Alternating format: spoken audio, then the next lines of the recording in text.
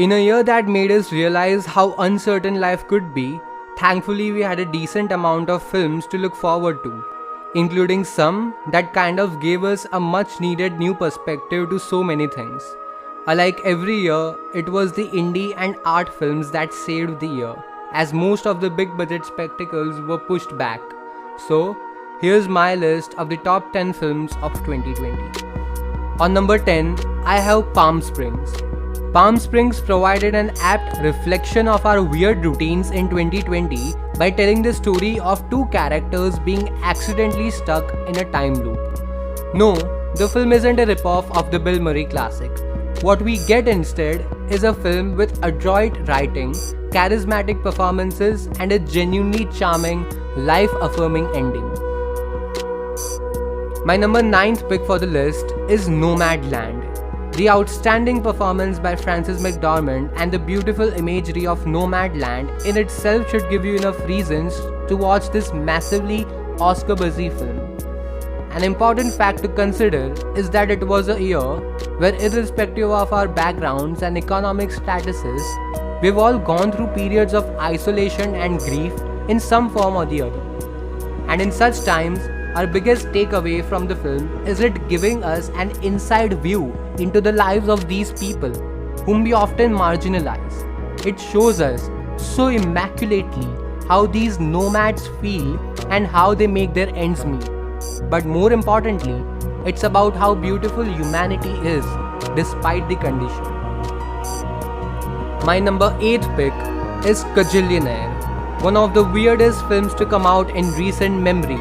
The biggest strength of Kajillionaire isn't its quirky style or at times dark humor it plays around with, but the idiosyncrasies it portrays of the people who form a large part of our society, depicting their emotions in a subtle yet powerful way.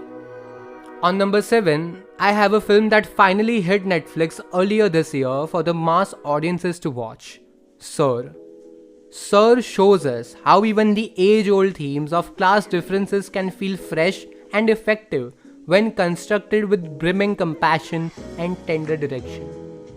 What keeps the film intriguing is its focus on the dynamic characters confined in their economic divide. Every other social commentary it's trying to make is of secondary importance, never coming across as preachy. What stays on with you long after the credits roll is these very characters, and by doing that, it tugs at your heartstrings and makes you think about so much more. My number 6th pick for the list is Never Rarely, Sometimes Always. This is an extremely slow-paced and at times desolate feeling movie, which relies on visual storytelling and moments of silence rather than big dramatic moments. Without ever coming across as polemical, what makes this even more timely and an important film to watch right now is with the ongoing protest on the subject matter across Poland. The film also features one of the most emotionally shattering scenes you would watch all year. My number 5th pick for the list is Sound of Metal. Along with the prodigious screenplay, Sound of Metal even pushes the technical aspects of filmmaking a step further, with a stunning achievement when it comes to sound editing and designing. The last act of the movie particularly succeeds in encapsulating a wide range of complex human emotions with bare minimum of dialogue. And that's something, in my opinion, that only the medium of film can portray in such a cathartic way.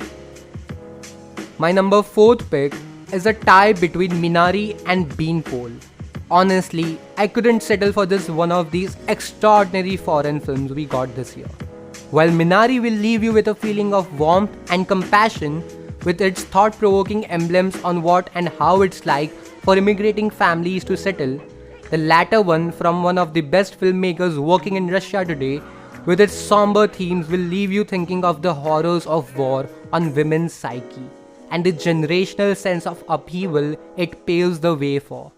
I really hope Beanpole gets more appreciation going forward.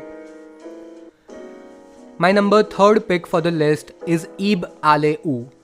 Pratik Wat's feature-length debut, Ib Ale-oo, is a film in which when nothing's happening, everything's happening.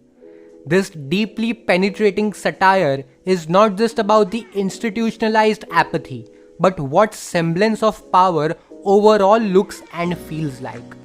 Watch this one at least once, although I am almost confident you'll keep going back to it, just to study it better. At the end of it, I just sat there in front of the black TV screen, in silence, equally overwhelmed and terrified at the same time, due to the fact of how relevant and timely it feels. On number 2, there's The Trial of the Chicago 7. The Trial of the Chicago 7, with its powerhouse cast, constantly feels urgent and captivating.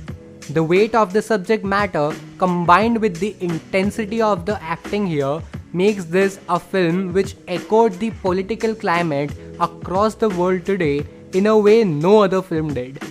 Aaron Sorkin, who according to me is one of the best screenwriters working today, brings his complete A game to the table.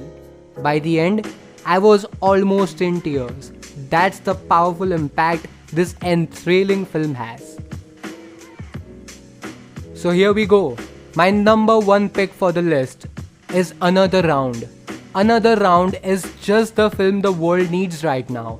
A genuinely entertaining and uplifting film that will leave you feeling wobbly enough to appreciate life for a moment. This Danish, Mads Mikkelsen-led tragic comedy works because of its visual style and language matching ability with the character's psyche. It's about the celebration of life and human consciousness in general, while also being awakened to life at the same time. And that's what makes it my personal favorite film of 2020.